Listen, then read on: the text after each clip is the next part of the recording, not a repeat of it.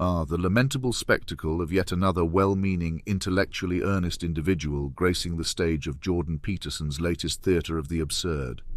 This time it's the venerable Dr. Janoff-Bulman, a social psychologist of some repute, her life's work steeped in the empirical study of human trauma and morality, now caught in the intellectual quagmire that is the Peterson podcast. One can almost hear the collective groan of the academic community, not from disdain for Dr. Janoff-Bulman, but from the frustration of seeing yet another beacon of scholarly rigor pulled into Peterson's murky orbit. What is it about this endless parade of accomplished minds that they feel compelled to lend their credibility to a platform that thrives on controversy, superficial profundities, and, let's face it, a fair bit of intellectual charlatanism? Dr. Janoff-Bulman, with her significant contributions to understanding the shattered assumptions following trauma and the nuanced distinctions in moral frameworks, has now been reduced to the latest pawn in Peterson's incessant game of pseudo-intellectual one-upmanship. Peterson, of course, has built a veritable empire on the backs of these earnest interlocutors, managing to parlay their genuine insights into his sprawling, often incoherent narratives about hierarchies, chaos, and, inevitably, himself. It's a tragic irony that the more these scholars attempt to inject some semblance of rigor and sanity into his dialogues, the more Peterson's brand of overblown self-help rhetoric seems validated. The man is a master of the art of self-promotion, if nothing else. Consider the topics at hand: the implicit beliefs we hold without conscious awareness, the human reactions to fear and pain, the devastating impact of random traumatic events. These are rich, fertile grounds for genuine exploration and understanding.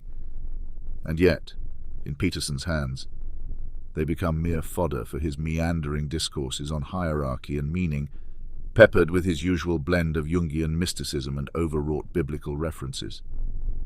Take, for example, the concept of shattered assumptions, a profound realization that our deepest beliefs can be obliterated by trauma, leaving us adrift in a sea of uncertainty. Dr. Janoff-Bulman's work on this subject is meticulous, data-driven, and deeply compassionate. In contrast, Peterson's treatment of the same material often veers into the realm of the absurd, as he pontificates about the hierarchical nature of beliefs as if he were the first to stumble upon such a revelation. His reduction of complex psychological phenomena to simplistic, often erroneous hierarchies is nothing short of an intellectual travesty. Then there's the matter of prescriptive versus prescriptive morality. Dr. Janoff-Bulman's distinctions here are crucial, delineating the different ways humans navigate moral landscapes. Yet in the Peterson universe, these distinctions will likely be twisted into yet another tiresome diatribe about order versus chaos, good versus evil, all underscored by his relentless self-aggrandizement. One can almost predict the exact moment when Peterson, in his usual performative angst, will reduce the rich tapestry of human morality to a trite dichotomy, framed by his own exaggerated sense of significance. It's high time the scholarly community recognizes the disservice being done by engaging with Peterson on his terms. These well-meaning intellectuals, with their earnest attempts at dialogue, inadvertently lend an air of legitimacy to his otherwise dubious enterprise. It's not that Peterson should be ignored, far from it. He should be critiqued, debunked, and intellectually dismantled. But this is not achieved by appearing on his podcast, where the format itself is designed to bolster his image rather than challenge his ideas in any meaningful way.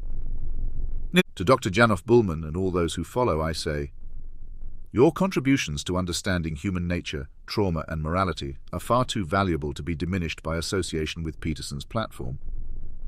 Engage with his ideas critically, but do so from a distance. Do not allow yourselves to become the supporting cast in the Jordan Peterson show, a spectacle that serves no one but Peterson himself. The battle for intellectual integrity demands it, and the future of genuine discourse depends on it.